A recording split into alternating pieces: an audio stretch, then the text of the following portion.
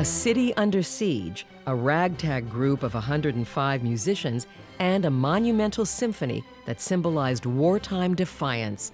The CSO presents Dmitri Shostakovich's Seventh Symphony under the direction of Valery Gergiev. Shostakovich began his Seventh Symphony in Leningrad during the fateful summer of 1941. German forces had invaded that June and began their bombing campaigns as part of Hitler's plan to obliterate the city. At first, Shostakovich stayed on and served as a volunteer firefighter. But fearing for the safety of his wife and children, he eventually joined the masses of evacuees, first in Moscow and then in the provincial town of Kubyshev. It was there that he finished the symphony. In 1942, a microfilm of the score was flown over Europe's battlefields to New York, where Arturo Toscanini and the NBC Symphony gave its U.S. premiere.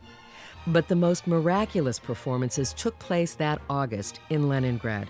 The city was reeling from the year-long siege, and many of its residents were starving.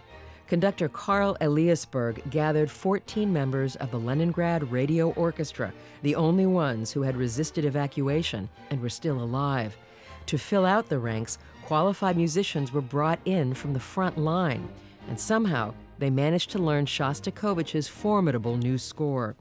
3 of the players died of starvation before the premiere. The Leningrad performance was defiantly broadcast over loudspeakers to local residents and the German troops camped outside the city. The first movement is the most obviously programmatic, with its mechanistic invasion theme repeated over and over for 280 bars. To some listeners, it's the sound of German soldiers marching in, while others hear it as a more subversive critique of Stalin. Quieter, even cheerful flashbacks appear in the second and third movements, while the finale builds to a tremendous conclusion, suggesting a city rebuilt and victorious.